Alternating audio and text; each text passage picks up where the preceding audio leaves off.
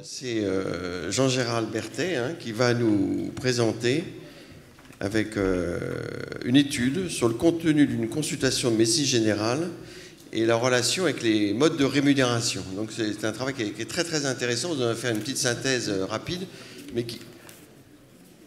qui montre bien qu'en fait, dans le métier de médecin généraliste, ça s'applique aussi aux autres spécialités, il y a beaucoup de choses.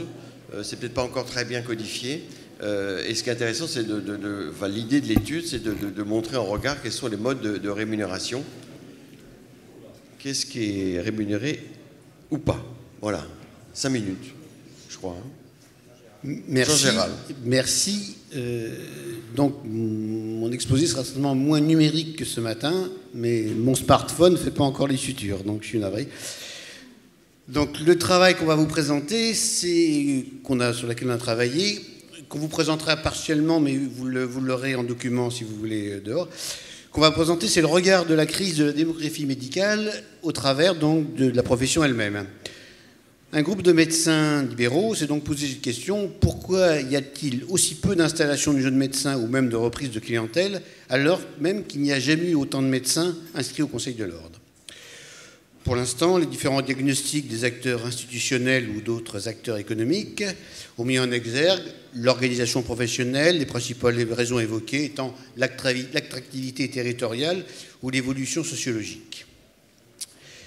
Les solutions apportées, souvent prises dans l'urgence ou sous la pression d'associations de patients ou de collectivités territoriales, ont été essentiellement la création de maisons de santé pluridisciplinaires en zone déficitaire et le transfert de tâches.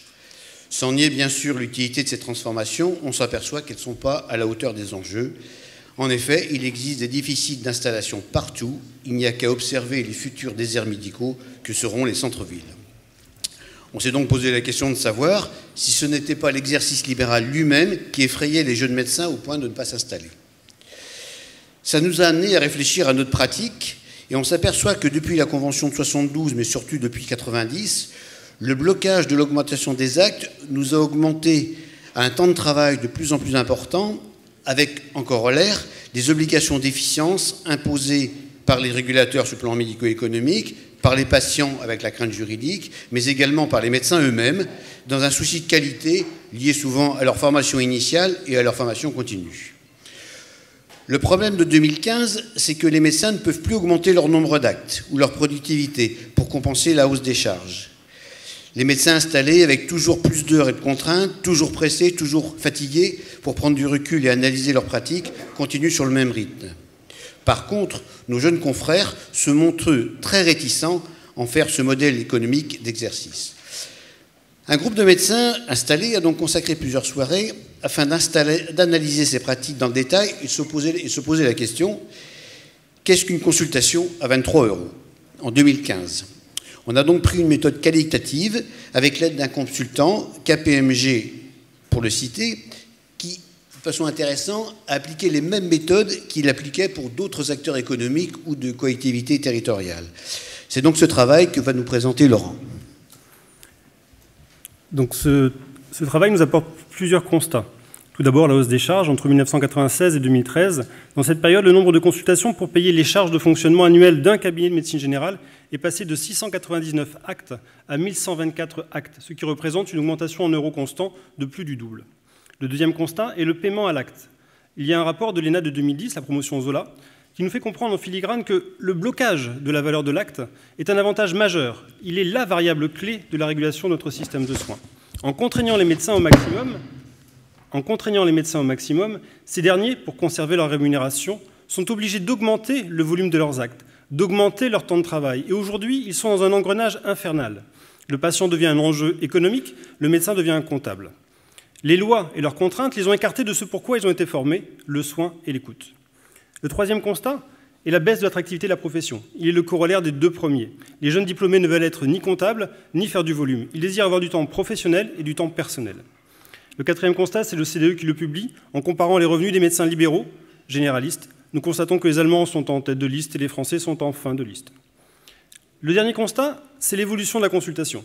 l'évolution de certains paramètres qui alourdissent nos consultations, le vieillissement de la population, la réalisation de prévention, la prise en charge des dépistages, la hausse de l'espérance de vie, l'augmentation du nombre de maladies chroniques, l'augmentation de la dépendance et l'envolée du nombre de motifs dans une seule consultation.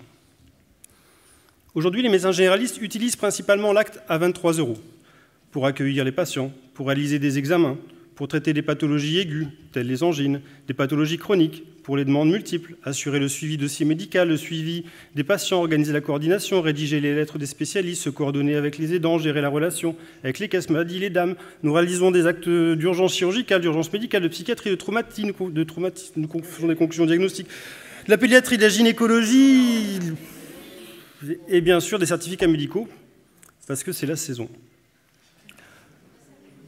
Il y a trop de choses, j'arrive pas à suivre et pourtant c'est mon quotidien. Lorsque la tarification d'un acte est définie à l'avance, et ce, indépendamment de la qualité ou de l'importance du soin, alors cet acte est un forfait. Et pour cet acte forfaitaire à 23 €, en plus de ce qui a été présenté précédemment, les médecins généralistes prennent également en charge la prévention contre les maladies contagieuses, les maladies génétiques, la vaccination, les maladies cardiovasculaires, la sexualité, les addictions, les dépistages, l'éducation individuelle, l'éducation thérapeutique, l'hospitalisation à domicile, la gestion des rendez-vous spécialistes, urgents, nous gérons les plannings, organisons les gestions électroniques, les documents, numérisation de courrier, sérisation de comptabilité, organisation de financement des achats comptables, la cohérence, la production de feuilles de soins, les retours Noémie, la maintenance informatique et bientôt la télémédecine, ce qui nous attend dans pas longtemps. C'est beaucoup. Donc ce travail est une photo, la photo de l'activité quotidienne des médecins. Les médecins généralistes l'utilisent tout le temps, cet acte forfaitaire à 23 €. La Convention nous a donné un cadre. Et ce cadre, dans ce cadre-là, les médecins y ont placé une photomaton, qui est toute petite. Cette photomaton, c'est l'acte forfaitaire. Les médecins l'utilisent principalement. Or, il existe des outils pour permettre à cette photomaton d'être étirée pour remplir complètement l'intérieur du cadre. Ces outils, ce sont la NGAP avec ses actes, de plus en plus nombreux, majoration complexe, le CA, le MSH, le MSI, le MNO, le MGE, le VL, le K. Il faut savoir que le CA, les médecins pourraient l'utiliser 200 fois par an. En moyenne, dans la région, c'est 1,5. Ils utilisent peu la VL, elle reste encore énigmatique, alors qu'elle n'a que 3 ans. Le CA a quand même 12 ans d'ancienneté. Le deuxième outil, c'est la CCM, avec plus de 150 actes, possiblement réalisables par un médecin généraliste.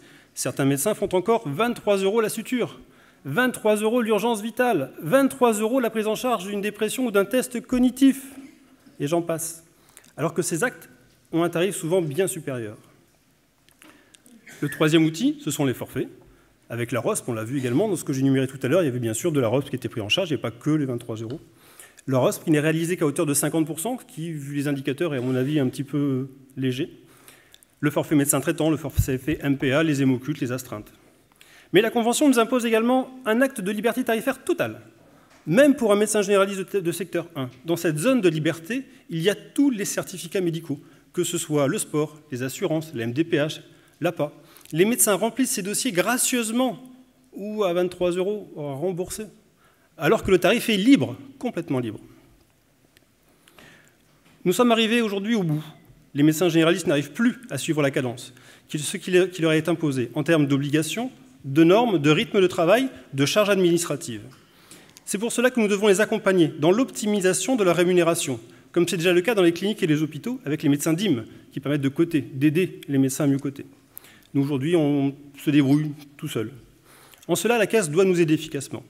Mais la santé connectée évoluant de plus en plus vite, et beaucoup plus vite que les lois et que la Convention, nous allons devoir réfléchir à de nouveaux modèles économiques pour nos médecins généralistes. Merci Laurent. Vous avez pu suivre. Nous, on a du mal.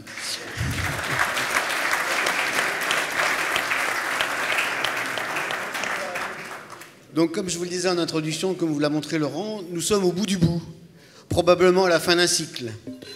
Ce modèle d'exercice de la médecine clinique libérale n'est sans doute plus pertinent pour nos jeunes confrères. Les institutions nous proposent plutôt une solution administrée dont on voit les premiers éléments, comme l'entente préalable thérapeutique ou le tiers payant généralisé, qui risque d'aggraver encore les tâches administratives. On ne voit pas non plus à l'horizon de véritable financement de ces nouvelles tâches. La profession doit donc se réformer et envisager des solutions nouvelles. Tout d'abord, comme l'a dit Laurent, une aide au changement, une optimisation de l'existant pour aider les médecins à utiliser pleinement la nomenclature. Je vous citerai l'exemple du centre de santé parisien en déficit.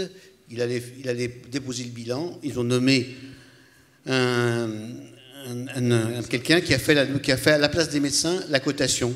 Le centre est devenu bénéficiaire.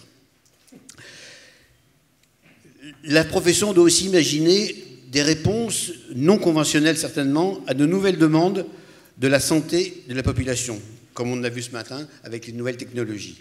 Ce sera la seconde partie de notre travail que nous vous présenterons, j'espère, l'année prochaine. Et cette réflexion prendra la forme d'un think tank, toujours accompagné de notre consultant, s'il veut bien. Et ce think tank devra s'entourer et interroger de très nombreux témoins, on vous demandera peut-être, des experts, et devoir proposer une palette de solutions, certainement plus libérales, sur lesquelles chaque médecin pourra puiser au gré de ses goûts et de ses possibilités. Merci beaucoup. Merci. Merci.